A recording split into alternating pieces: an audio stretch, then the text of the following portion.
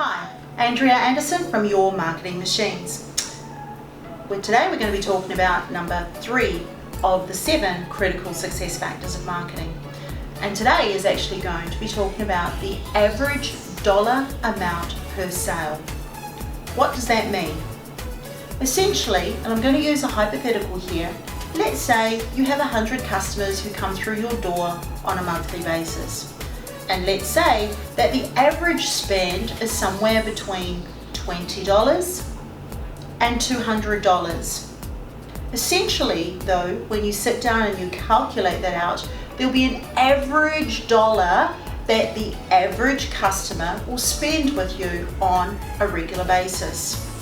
Why is that important for us to understand your average dollar spend per customer? That I'm about to tell you when you get to number 7.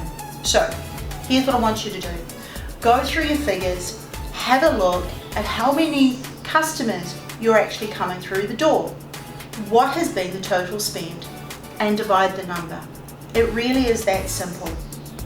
For more information, feel free to reach out to us at www.yourmarketingmachines.com.au so one of our consultants can get in contact with you.